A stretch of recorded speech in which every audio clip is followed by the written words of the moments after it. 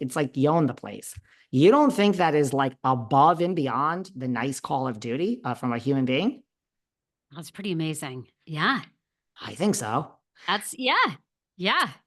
So I just want to point that out there. So I just think there are a lot of mistruths out there and a lot of stuff about PK when, I have always said I will judge you based on how I interact with you. I don't care what I see on the TV. I don't care what's written about you. Each person that I've interviewed or had on this podcast that I like, it's from our interaction behind the scenes with texts and meeting up. That's what I judge it on. And so I'm just judging this on like he was beyond, above and beyond the Call of Duty. So I don't understand. Now, granted, yes, as the night went on, of course, somehow I wanted to talk about Beverly Hills.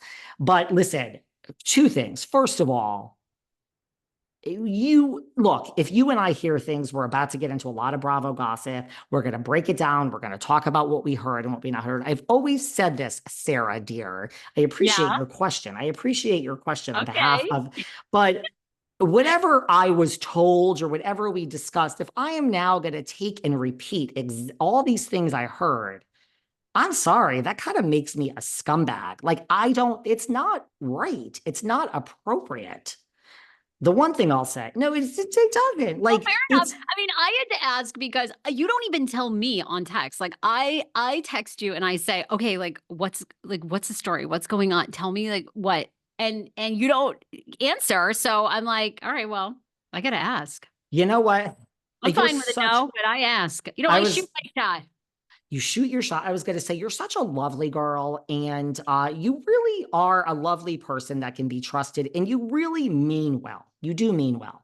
But do you want to be tempted with certain information? Because maybe you just won't be. Sometimes you can't control yourself, and I can't control myself either. So I'm not shading you. It's just, if I don't tell you, then isn't that better? You don't have to be sitting on some whatever it is. Not to imply that but we talked about Dorit and like just whatever it is, it's a vault. When you talk to me face to face, like, listen, what a fucking scumbag. It's like someone inviting you over to their house. Like, you just invited me backstage, gave me this all access pass, and now I'm going to just repeat everything I think on air. I'm sorry. That is a low class scumbag. And I've never done that for anyone. I mean, it's the same when I'm out on the boat with Luann.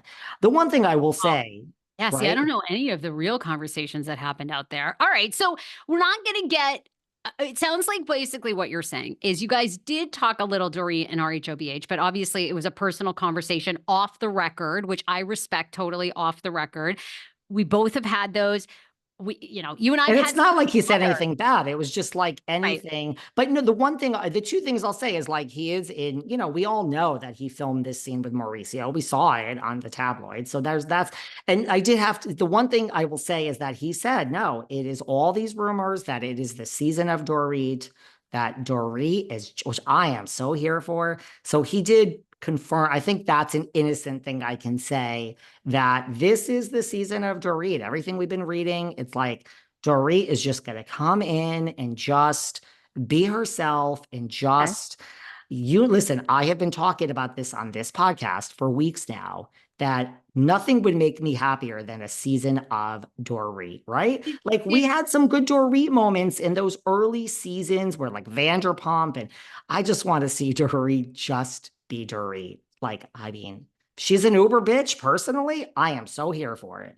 Did he happen to remember us from Homeless Not Toothless at all? Did you guys talk about? No, I don't even know. Did I talk to him? You talked to him. I don't know if I talked to him at Homeless Not Toothless. I talked to Dorit there. I did. I talked to PK briefly and Mo. Very brief. And we took a picture with Dorit, and she knew who you were because obviously you guys you went to the same high school. So she knew who you were. Which I didn't even tell PK. It just never came up. It's like, it is true though. I'm from Connecticut. I went to the same high school as Dorit. Now we'll talk about that in the future when I talk to PK. But no, but you're right. So I just want to say that, look, I don't want to repeat things because that would make me a scumbag, but he did say it's the season of Dorit. And let me just tell you, just before we move on, to show you. Somehow I lost him backstage because he's working. He's George's manager. Not for nothing. I also wanted to watch the show. I love Squeeze and I love Boy George. So the bottom line is we just totally lost each other. Like, I mean, I, eventually went and sat in the seat, which is fine. And then, it's like, well, that's really stupid. Like, I mean, how am I going to get in touch with him? Like, whatever, we'll try on social media, whatever. And then, like, the show's over. And then I get a text from the hotel. I don't know how. I mean, from the hotel concierge that Mr. Kemsley is looking for me. Now, I don't know how he figured out. I mean, listen, I don't want to ask PK, just like, did you say there's a gay guy staying? We're staying in the same hotel, me and Boy George and all the band. And like, did you just say there's a gay guy staying? Because I mean, I got a text from the concierge, please call us immediately. Mr. Kemsley would like to speak to you.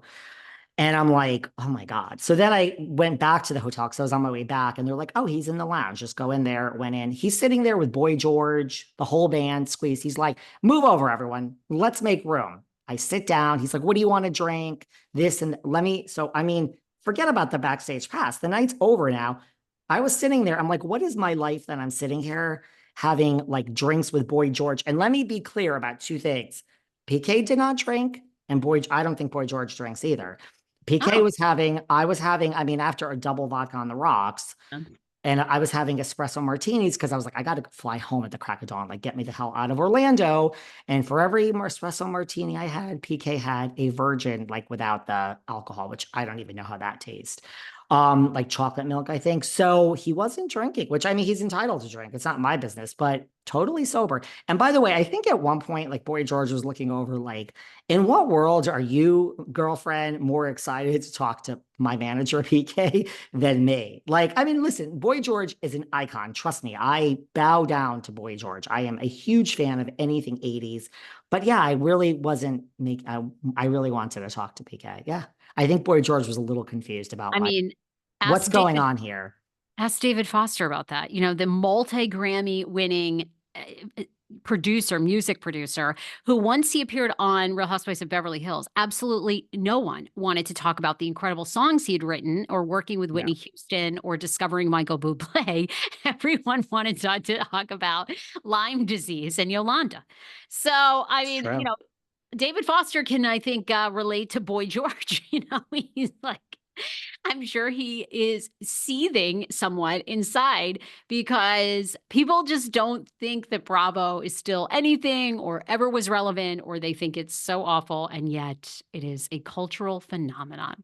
Right, like at one point, like when I was talking to PK, Boy George yelled over, like, good luck next season, like making fun of the whole thing. Cause like he knew that I was like, I'm like, yeah, this is how I make my living. And by the way, before we move on from this, let me just say one more thing. At this table with Boy George and Squeeze and like was PK's team. These people, now you and I both know this, have been with him, some of these women, for like this one a decade, that one a decade. Now you and I both know how hard it is to keep a loyal team, to keep someone engaged, to keep someone working with you. It's really hard. Like, I'm great at this podcast. I'm great at this job. I'm horrible at like people management and like having you work for me. It ain't easy. So, I mean, to have I'm just like, I sat back and observed to have a team, and they were all lovely, of like people that have been with you for 9 years, 10 years. You can't be an asshole to work for because they would be leaving you. Like, people stay with me for like a day and they're like, you're an actual nightmare. I'm out. Just saying.